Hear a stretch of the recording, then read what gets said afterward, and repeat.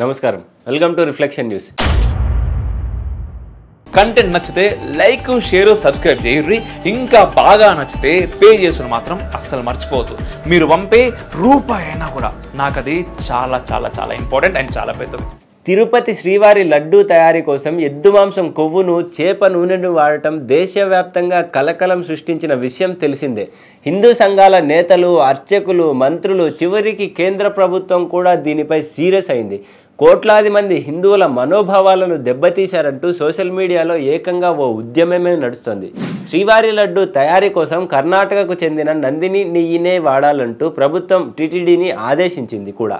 అయితే నెయ్యి నాణ్యత విషయంలో అనేక చర్చలు నడుస్తున్న వేళ తెలంగాణ ప్రభుత్వ అధికారిక డైరీ అయిన విజయ డైరీ నుంచి తిరుమల తిరుపతి దేవస్థానానికి ఓ లేఖ అందింది. శ్రీవారి లడ్డు తయారీ కోసం కావాల్సిన నాణ్యమైన మరియు స్వచ్ఛమైన నెయ్యిని అందజేయడానికి మేము సిద్ధంగా ఉన్నామని పేర్కొంటూ టీటీడీ ఈవో శ్యామలరావుకు తెలంగాణ పశుసంవర్ధక శాఖ చీఫ్ సెక్రటరీ సవ్యసాచి ఘోష్ లేఖ రాశారు.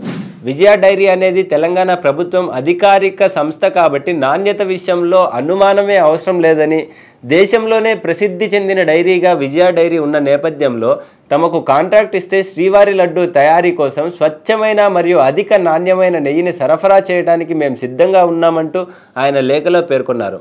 అయితే తెలంగాణ ప్రభుత్వ ప్రపోజల్ను టీటీడీ అంగీకరిస్తుందో లేదో చూడాలి మరి. జై హింద్, జై భారత్.